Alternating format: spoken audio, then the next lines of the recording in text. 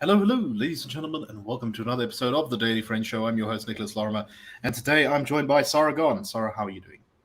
Well, thank you, Nick. Well, thank you. Very good. And Mr. Marius Roodt. Marius, how are you doing? How's Nick? How's Sara?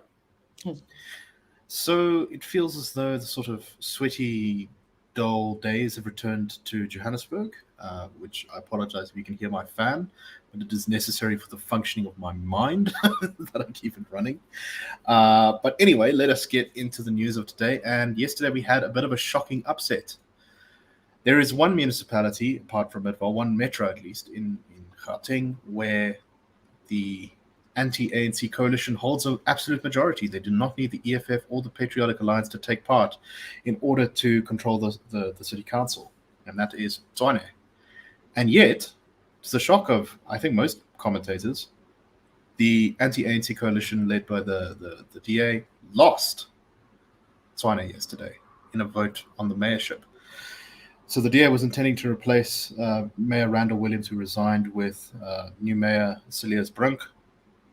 And their coalition altogether had about 109 votes, plus what was 108 plus one from the Good Party, who said that they would vote for Brink. And the ANC coalition, which is the ANC, the EFF, the AIC, the Defenders of the People, the Patriotic Alliance, the Pan-Africanist Congress, the Congress of the People, who used to be part of the DA group but switched sides, the RC and the ATM had 105 votes altogether. And yet, when the results came in, Brink received 101 votes, and the Cope candidate, who was the Cope member of council, who was also previously the speaker elected by the coalition until he switched sides, was elected mayor with 112 votes. So that means that 8 people who at least promised to vote publicly for the DA candidate voted for the ANC one, in this case, the Cope member. There's also something a little bit dodgy, which is that the Cope speaker set the rules for his own election, declaring a secret ballot just before he was elected as mayor. He said, "I'm speaker, here are the rules for the election, and now I'm stepping down so that I can stand as mayor for the city council." So I don't think there's ever been a case before of a speaker of a council or of parliament or of any legislative body in the country being elected to the mayor's position. So I think this has created probably some new problems. But the question now is, who switched sides? It was secret ballot, so we don't know for sure. It's clear that no single party by itself defected, because Action SA has 19 seats, the DA has 69, the Freedom Front has 17, the ACDP has 2, and the IFP has 1. So for 8 defections to have happened, it probably means that someone from either the DA, Action SA, Freedom Front, or maybe a combination of all of them, voted secretly against their own party or their own party's wishes. This is quite interesting. It really suggests that there is some great skullduggery afoot behind the scenes in the Tshwane Council. Marius, let me start with you. What do you make of this? Do you have any inclination about who might have switched sides? I saw Panyaza Lesufi was claiming that it was DA councillors. I saw some people claiming it was Action SA councillors. What do you make of this? Yeah, it's hard to speculate. It could be any of those political or any members of those political parties. But I think in a way, with opposition parties might have voted for their own backs here. When we demanded having, or when opposition parties demanded having a secret ballot to vote on no confidence in President Jacob Zuma, that sort of started the precedent of having secret ballots on this kind of thing. And at the end of the day, unless the party has given you a free vote or free votes on your conscience, you pretty much have to vote on the party line. And I think this is one of those issues. And I think even under President Zuma, I mean, if the ANC was supporting him, then I think ANC MPs should be expected to support the former president. And I think same in this kind of thing. Marius Brink was the candidate for the multi-party coalition, and obviously there's some we don't know who broke with the coalition, but it could have been DA people, could have been Action SA people, could have been ACD people, whatever the case is. So yeah, it's all just speculation. But there's just two things that I think we should take away from this, and one's positive and one's negative. The first is that I think this is part of South Africa's growing pains as a democracy. Coalitions are going to become more and more common in South Africa. They're already common in a lot of our metros. I think about a quarter of our municipalities are governed in coalition, when 10 or 15 years ago, very few municipalities were in coalitions. South Africa itself might be in a coalition after the election next year. Gauteng most probably will be, KwaZulu-Natal as well, maybe a couple of other provinces such as the Northern Cape, maybe even the Western Cape if the DA doesn't do well there in 2024. So as I say, I think this is all part of South Africa's growing pains as a democracy. We have to get used to coalitions. We're going to start seeing these things. I think this is also political parties are going to have to learn to put in certain agreements so that the people don't vote across coalition lines and so on. But then the negative bits about this is that I think it's very clear that the ANC and the EFF really don't care about the residents of Tshwane and in Johannesburg. If we look at the people that voted in here, Tapelo Ahmad in Joburg, whose political party only got 3 seats out of the 217 Joburg. Now in Tshwane, the Cope, the guy from Cope is now the mayor, and also Cope only got about 3,000 votes. I think actually altogether, I looked at it yesterday, in Johannesburg and Tshwane put together, Cope only got about 3,000 votes in both those municipalities in 2021. And now they have the speaker position in Johannesburg and the mayoral position in Tshwane.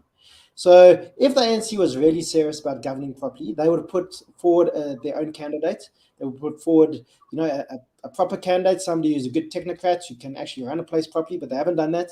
They put forward puppets like Tapelo Ahmad. I mean, he had the definition of a train crash interview a little while ago when he was talking about technology they're going to use to find potholes in Johannesburg. And I mean, I don't know too much about the new Cope mayor. I mean, his name even escapes me, but I'd be very surprised if he's, a really go-getting type of guy. I think it's Makwarela, Dr. Makwarela.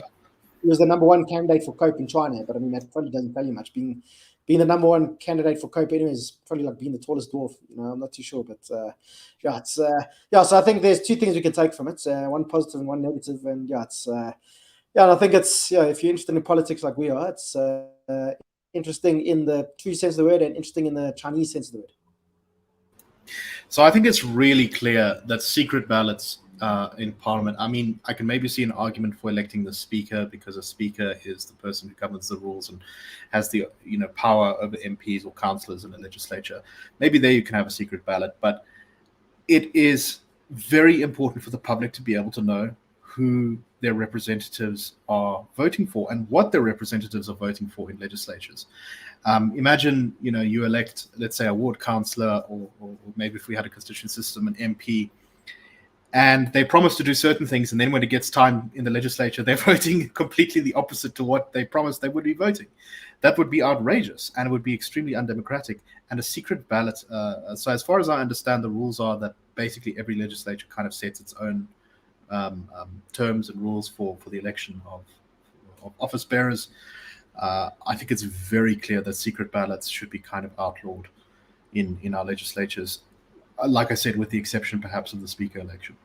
But when you're voting for mayors, when you're voting for policies, it shouldn't be a question. I think sometimes on certain votes of conscience, you can possibly allow it on quite, but I think we've also gone past those kind of issues. In the 1990s, I know the DP then, I think, allowed the MPs to have votes of conscience on things like abortion and so on. Maybe you can do it within your own caucus, but as a party in the public space, I think the voters deserve to know who and what you're voting for. And of course, this is, I think, in terms of undermining that Tshwane coalition, I expect that there will be some shifting around, and probably the DA is going to gain control of it again pretty soon. But the damage done to the trust between all those coalition partners is going to be quite intense. And I think also for voters when thinking about coalitions and this kind of thing. So Sara, what do you make of this? It's quite interesting the role that Cope has played here. I mean, firstly, do you agree with my outlawing secret ballots thing? But secondly, we both see now in Joburg and Tshwane, the one Cope member of those councils switch sides from being in the anti-ANC coalition to being the pro-ANC coalition. In Tshwane, the COPE member became the Speaker of the Council, and in Tshwane, the COPE member became the Mayor of the city. And this seems to be against the express wishes of the senior leadership of COPE at a national level. Yet nothing has happened.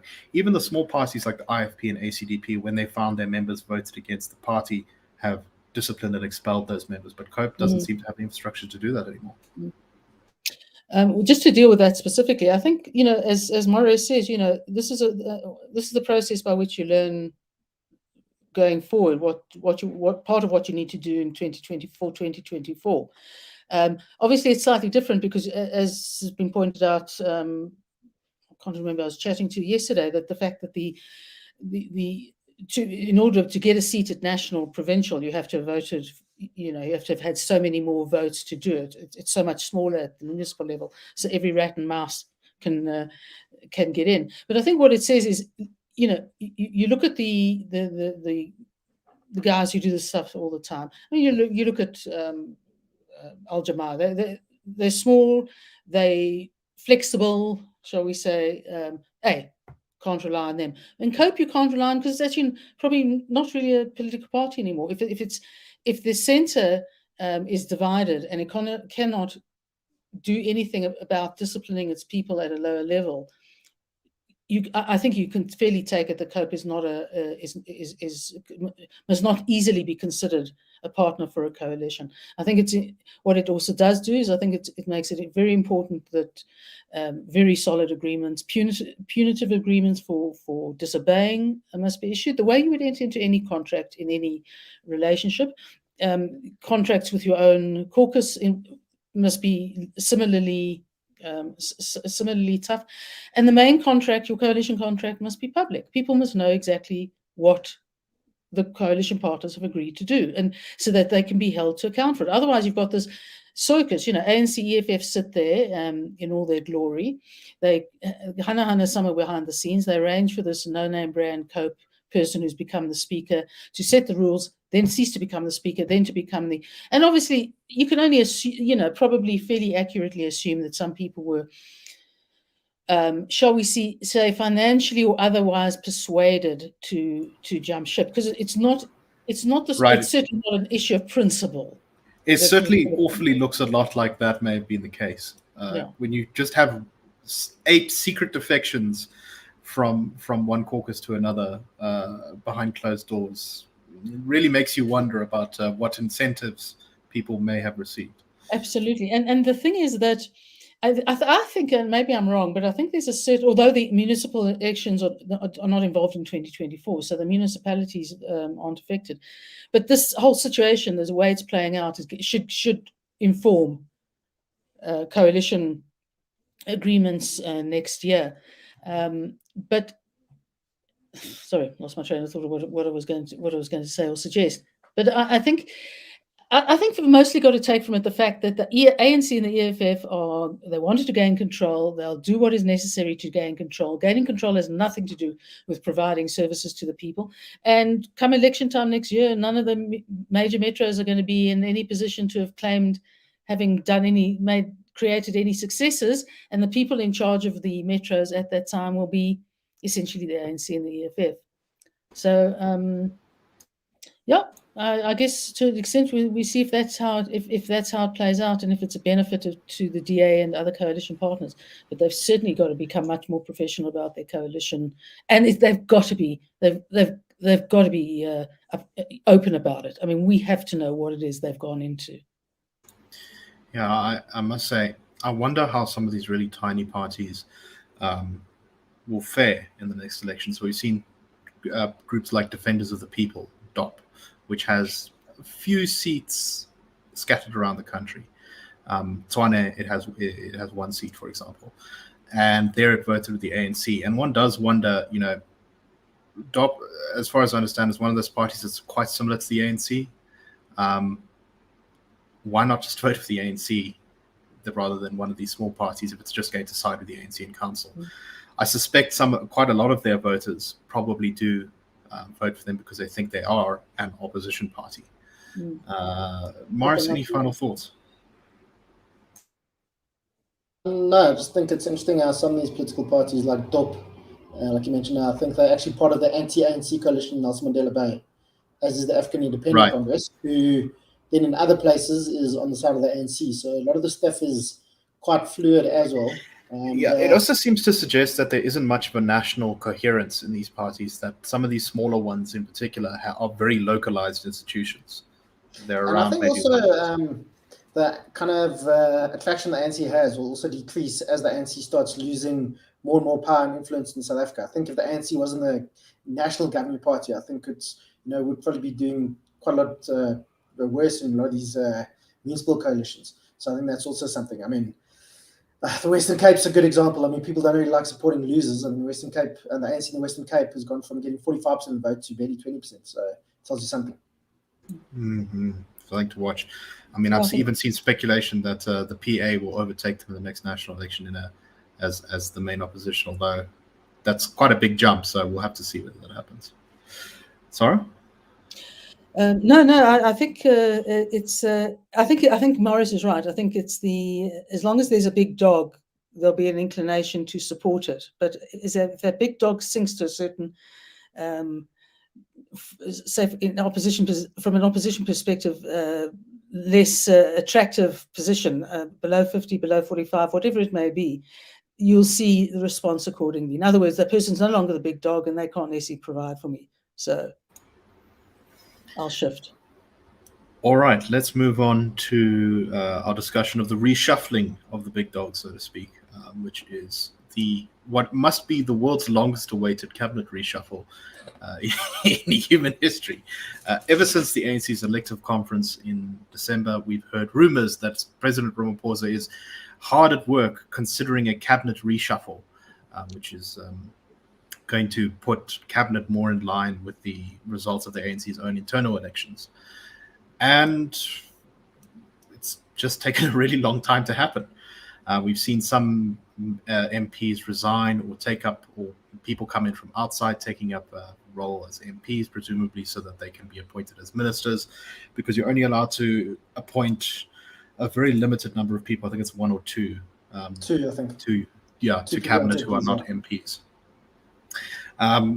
Anyway, so News 24 did a report where they are pointing out some of the possibilities of what we may see in said reshuffle. It looks like currently Ramaphosa might replace Bheki Cele with Aaron Motsoaledi as head of the police and move Bheki Cele to intelligence, to be the Minister of Intelligence and the State Security Agency, an agency which was, according to the Zondo Commission report, instrumental in creating the network of corruption and state capture. We're also, of course, seeing some news now that David Mabuza, the deputy president, is resigning as a member of parliament, and it's expected that he'll be replaced as deputy president of the country, probably by Paul Mashatile, who is the ANC's deputy president.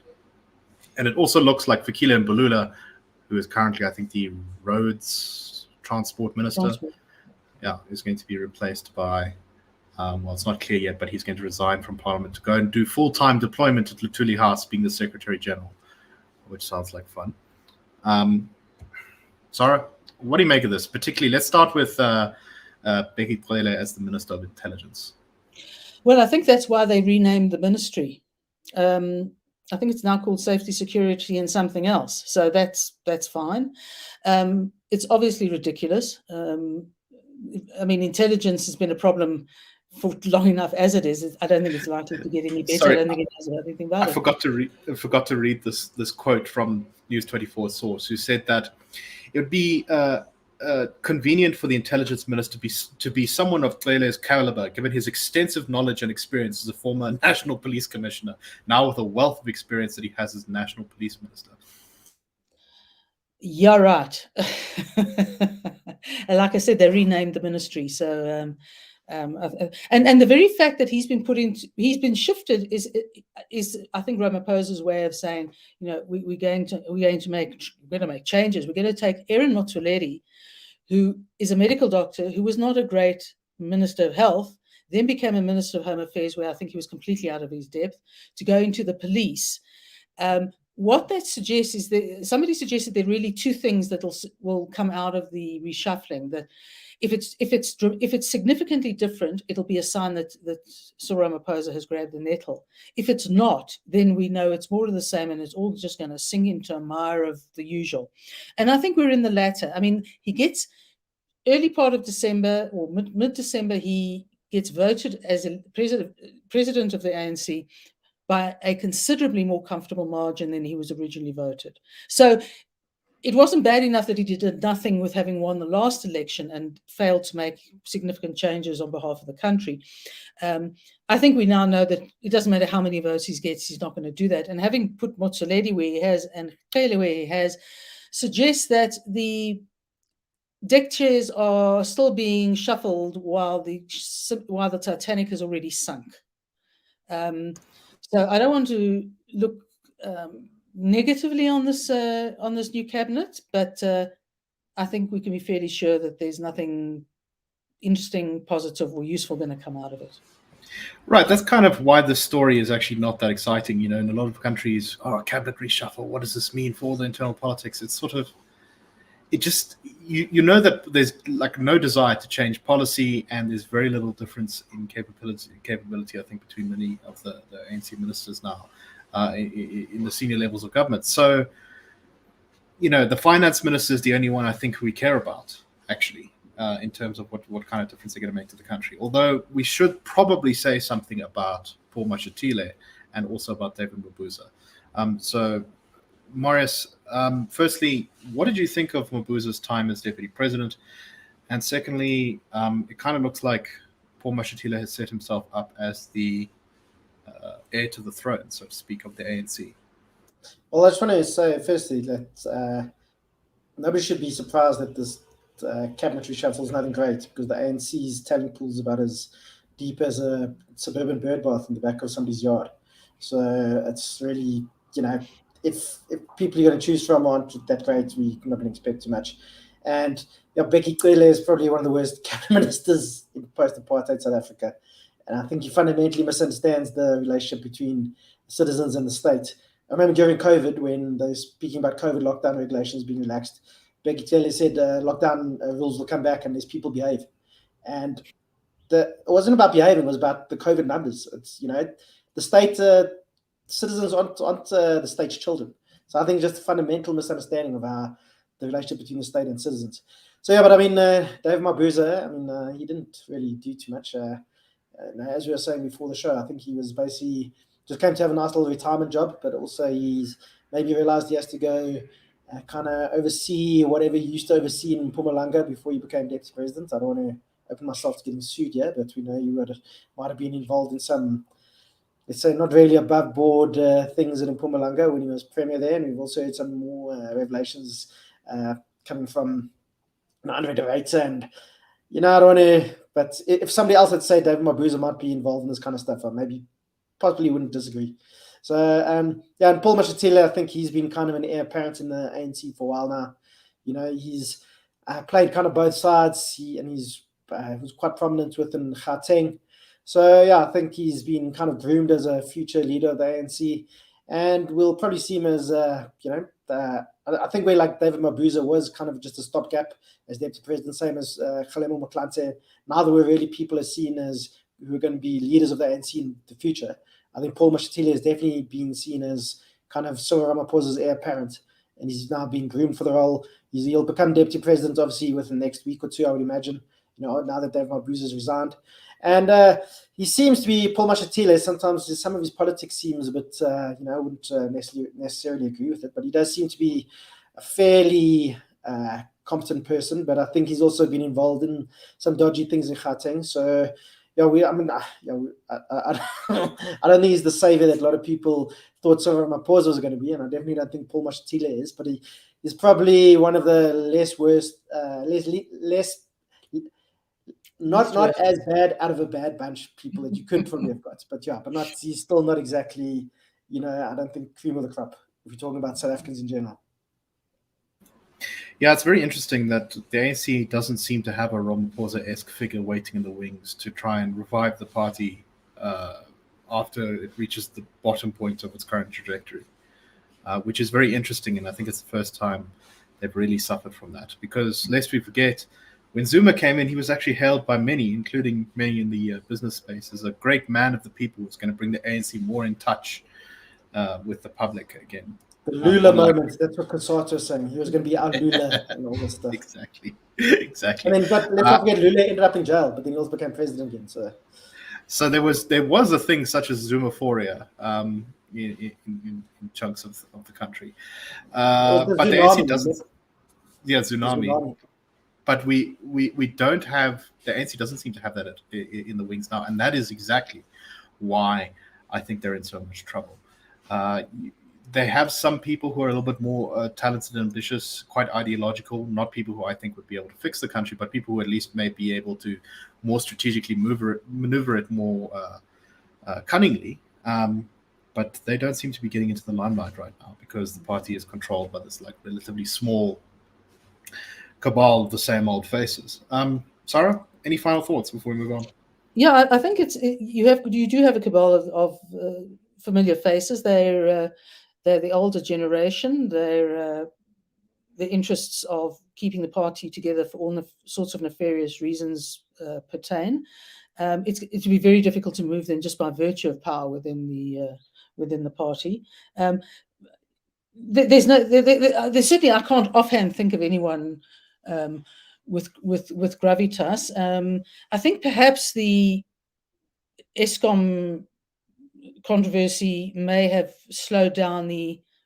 further slowed down the cabinet reshuffle, because it's put a real focus on Gordon and to a lesser extent Mantashe. But whether that's going to ultimately make the difference, I don't know. But certainly, if it doesn't make the difference, you really, you know exactly where the ANC is going, and it is just going down further. There's nothing that's going to rescue it. And Paul Mashatile is sort of youngish and quite sort of charismatic, but he was part of the Alex Mafia back in the day.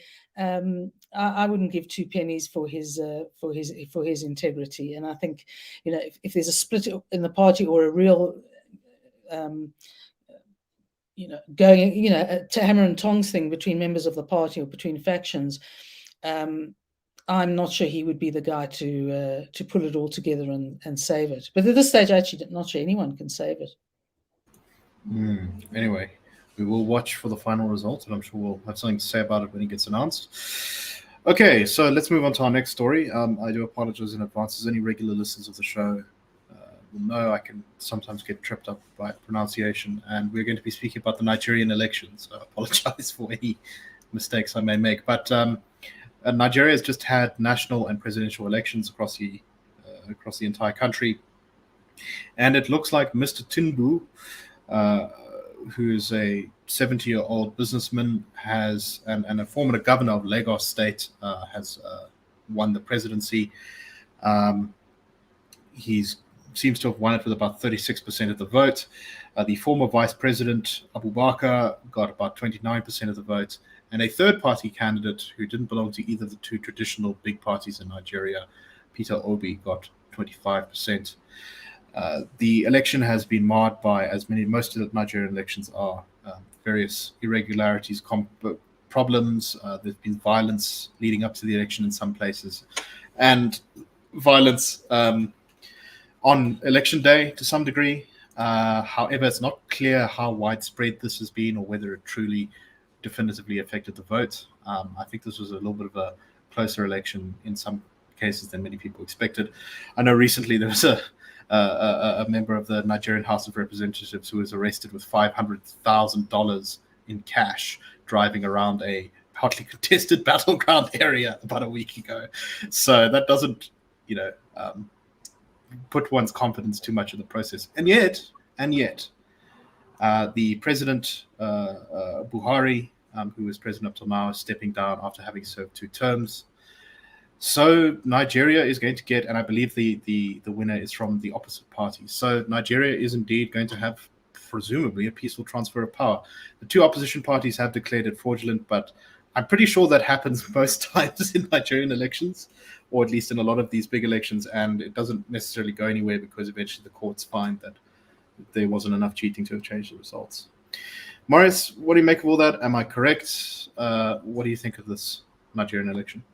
Yeah, sorry, I think just to clarify, I think the guy who won is from the current governing party, the All Progressive Congress. Oh, sorry, my mistake. So, yes. yeah, but they have had peaceful transfers of power.